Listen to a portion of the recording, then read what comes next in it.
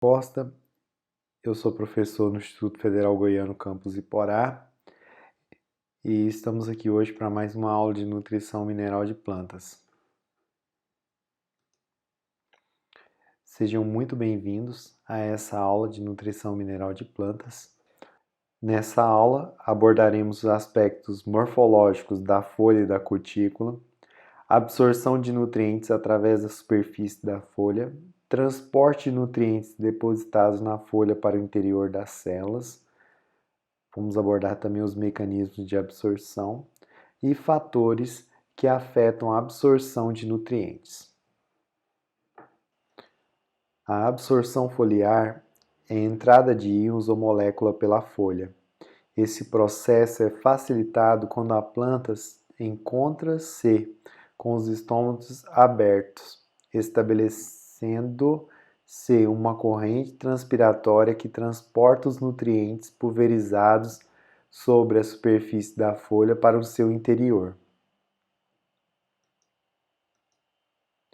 Aqui tem um esquema mostrando então os aspectos morfológicos da folha. Aqui nesse esquema é possível observar as principais características morfológicas da folha, onde eu tenho então um corte de uma folha, dessa parte da folha, e nessa parte da folha é possível observar que a folha ela é composta então de uma cutícula, da epiderme superior, do parênquima palissádico, do parênquima da bainha de feixe, dos tecidos vasculares do xilema e floema, epiderme inferior, tecido dérmico também, células guarda, aqui no caso do estômato, parênquima esponjoso do tecido fundamental, epiderme inferior e cutícula também inferior. Aqui eu tenho também uma imagem mostrando com detalhes um tricoma.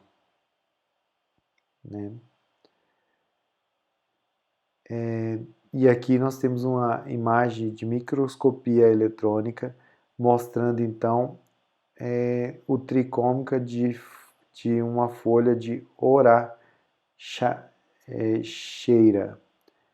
morácea, da família da morácea. E aqui também eu tenho duas fotos de microscopia eletrônica de dois cortes transversais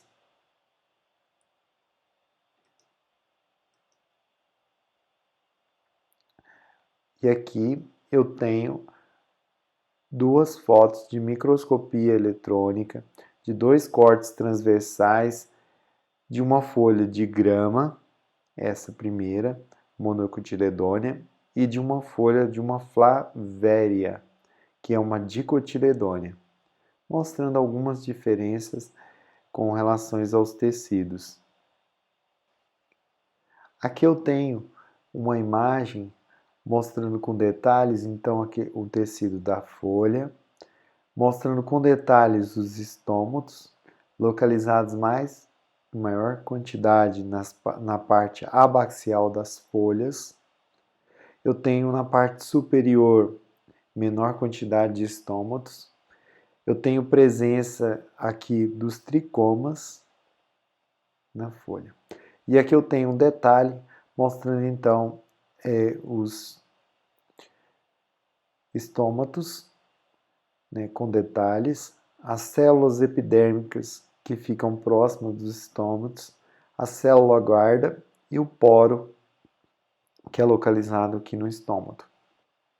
Nesse esquema é possível observar o estômago aberto e o estômago fechado. E aqui embaixo eu tenho uma foto de microscopia eletrônica de uma folha de milho mostrando os estômatos, bem pequenininhos aqui, ó.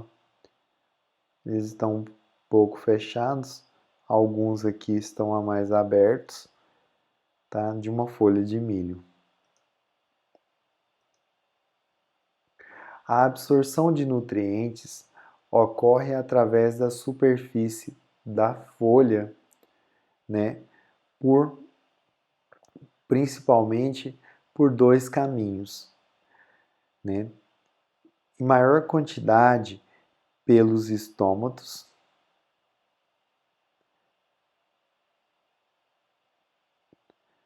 e também pela cutícula. O nutriente atravessa a superfície da folha para chegar até os vasos condutores. Na superfície da folha temos a cutícula, poros estomáticos, rachaduras e imperfeições da cutícula e tricomas. Assim, a absorção é em maior parte nas regiões onde a cutícula é mais fina, como na parte abaxial das folhas e nos poros estomáticos. Porém, pode ocorrer também absorção nas rachaduras da cutícula e nas imperfeições, além de absorções também nos tricomas. Aqui é hidratoide, é um poro chamado hidratoide. E também aqui nós temos um endopóreo.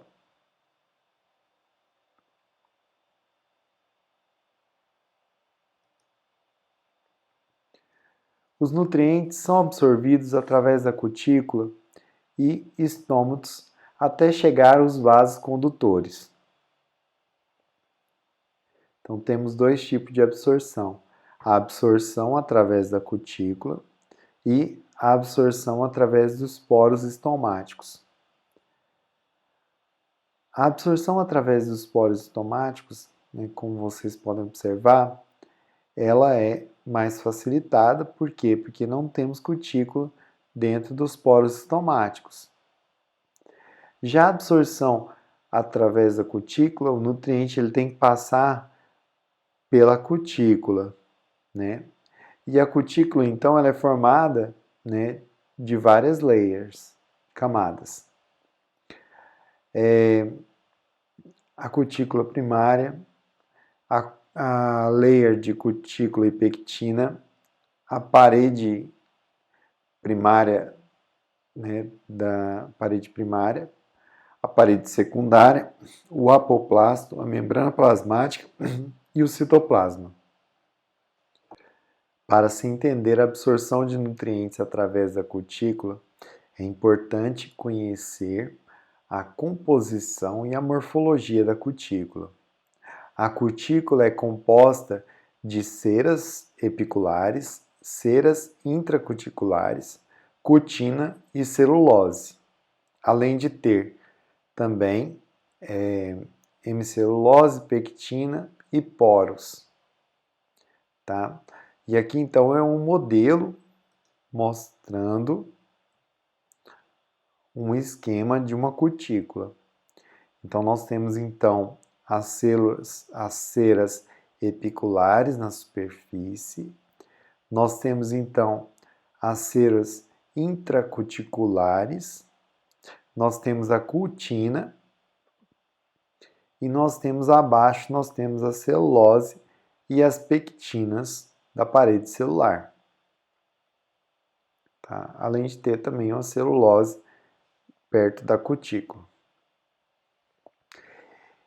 Essas camadas de moléculas, né, têm alguns poros. E esses poros, né, é que onde que os nutrientes eles permeiam até chegar na parede celular. Tá? A cutícula ela é formada então de glicerol, né, da família C16 e também glicerol da família C18, além de cutina, né, que aqui é uma representação então de uma cutina.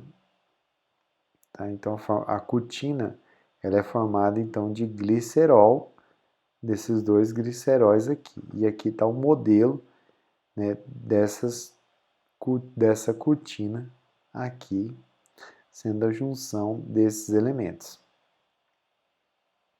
E aqui é um exemplo, né, de uma foto de microscopia eletrônica, mostrando então a cutícula do tomateiro maduro, onde que eu tenho duas imagens, né, mostrando então a cutícula do tomateiro. Então vocês podem observar aqui as células da cutícula do tomateiro aqui, né? Então nós temos aqui as células da epiderme, endoderme e a cutícula do tomateiro aqui acima. Na folha, os nutrientes podem alcançar o floema, né, por duas rotas. A rota apoplástica, onde o nutriente passa então pelos espaços intracelulares e na parede celular, ou pela rota simplástica, que é o citoplasma. Diferente da raiz, os nutrientes na folha podem alcançar o floema sem passar pelo simplásto. Aqui temos uma imagem, né, mostrando então as duas rotas de transporte dos nutrientes da superfície da folha para os vasos do floema. Nós temos aqui a rota apoplástica, em azul, e nós temos aqui em vermelho a rota simplástica.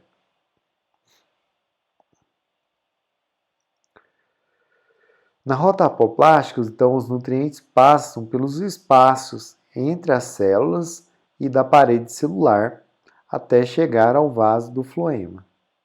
Já na rota simplástica, o nutriente passa pelo citoplasma, pelos plasmodesmos, até chegar no vaso. As características do transporte de íons no apoplasto, na folha, é um transporte sem gasto de energia, não metabólico, é um transporte passivo, né? Ele ocorre pela difusão do nutriente, então o nutriente sai de um local de maior concentração na folha para um local de menor concentração. Ele é a favor do gradiente de concentração. Já as características do transporte de íons no simplasto da folha é com gasto de energia do metabolismo. O transporte é ativo, né, pelas células transportadoras, assim como na raiz, e é contra um gradiente de concentração. Os fatores que afetam a absorção foliar são fatores externos, mobilidade dos nutrientes na folha, interação entre os nutrientes, concentrações das soluções, composição das soluções, agentes umectantes e molhantes da superfície da folha, pH das soluções, temperatura e umidade relativa do ar e luz.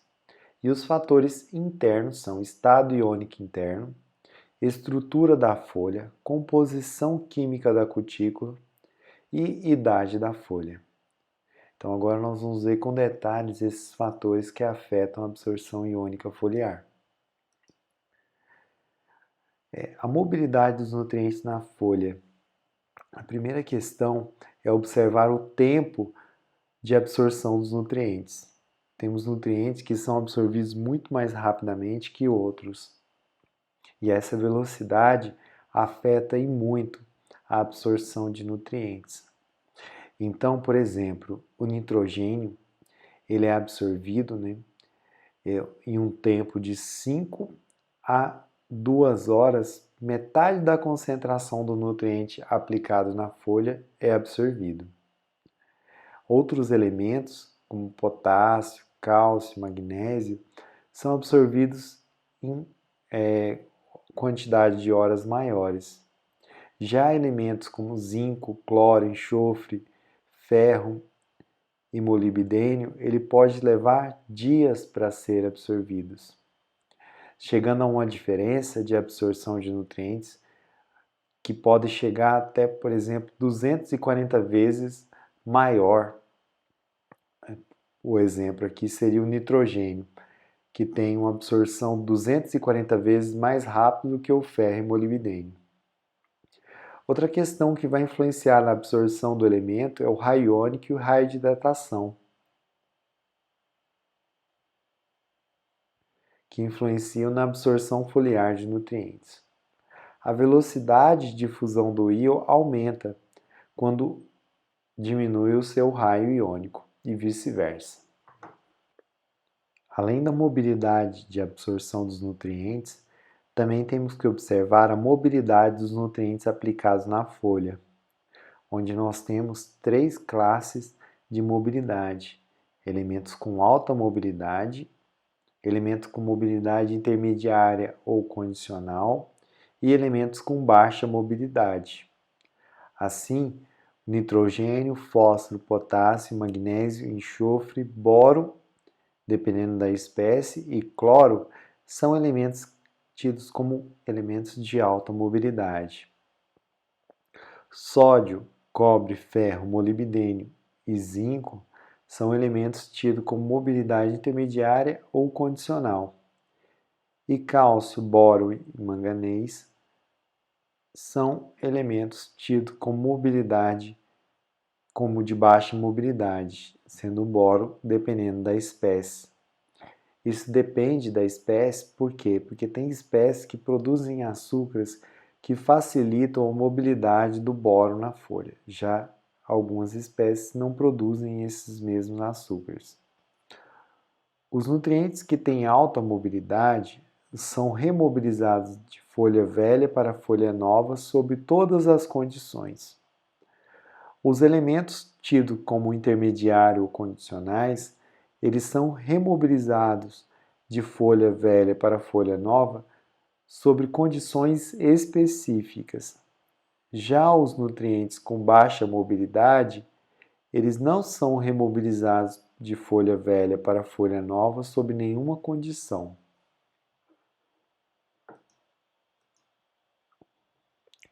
Além da mobilidade dos elementos na folha, tem que se observar também a interação entre os nutrientes. A interação entre os nutrientes ela pode ser de duas formas: inibição ou sinergismo. A inibição consiste na diminuição da absorção do elemento devido à presença de outro, e ela pode ser de duas formas: inibição competitiva, quando o elemento inibido compete pelo mesmo sítio do carreador, e aí nós temos o exemplo do cálcio e magnésio, quando é inibido pela presença do potássio, zinco inibido pela presença do cobre e ferro sendo inibido pela presença do manganês.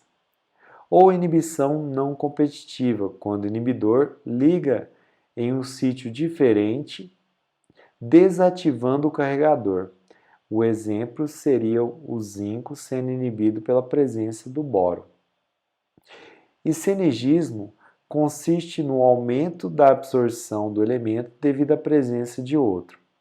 E aí nós temos o exemplo de sinergismo, né, do fósforo pela presença do magnésio, que aumenta a inibição desse elemento. E do potássio na presença de cálcio em baixas concentrações, que ajuda na absorção do cálcio.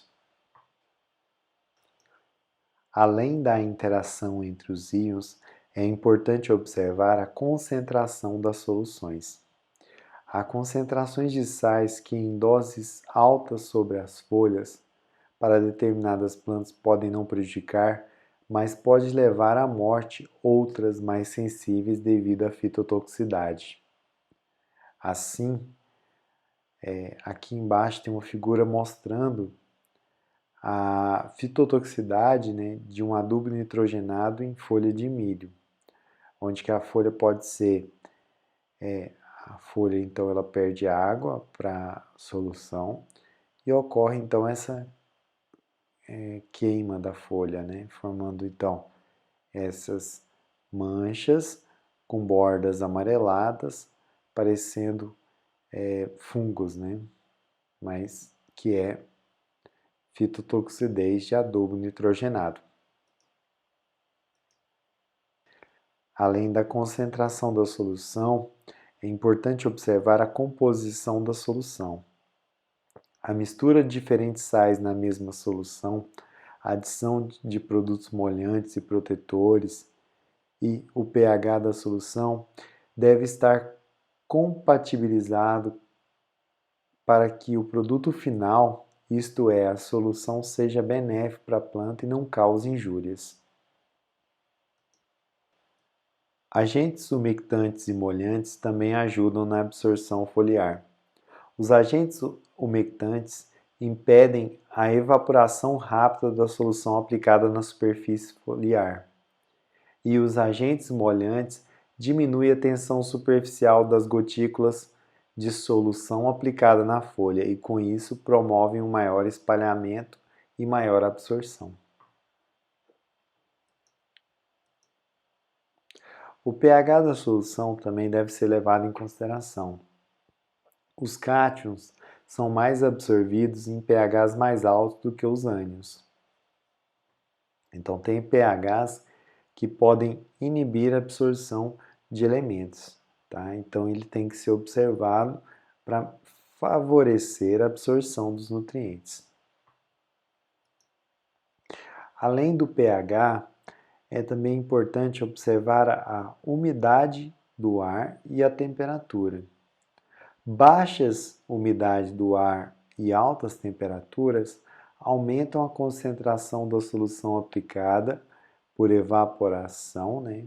Porque evapora a solução, evapora a água, deixando somente o íon, podendo causar toxidez. E altas umidades do ar e baixas temperaturas diminuem a concentração da solução, pois diluem a solução, né? Reduzindo assim o contato dessa solução com a folha e reduzindo a absorção. Assim, a umidade do ar e temperaturas médias, a temperatura no caso por volta de 21 graus, aumentam a absorção foliar. A luz também é muito importante para a absorção foliar. A luz solar é indispensável para a fotossíntese, que provém a glicose para a formação da energia do ATP. Na respiração, a energia proporcionada na respiração, por sua vez, representa um suprimento energético adicional para a absorção de nutrientes.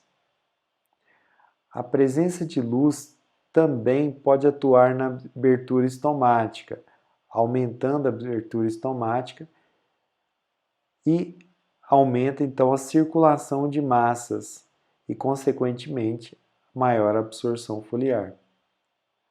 Porém, a luz intensifica a produção de ceras superficiais na folha, aumentando a sua hidrorrepelência e dificultando a penetração de soluções aquosas.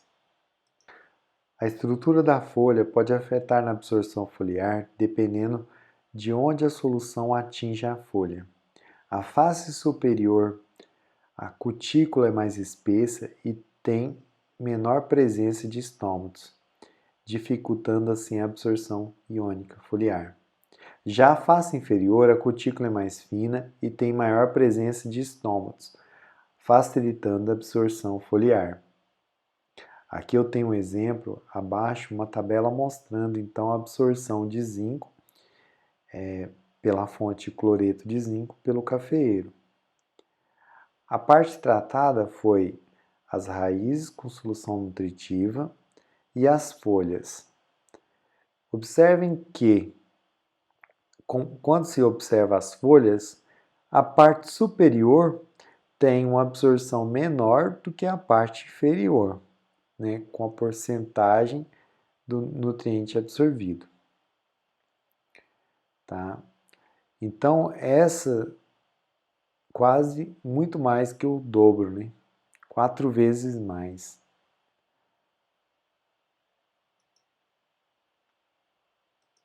Para a fixação do conteúdo, recomendo a leitura do capítulo 2 da apostila de Nutrição Mineral de Plantas do IF Goiano.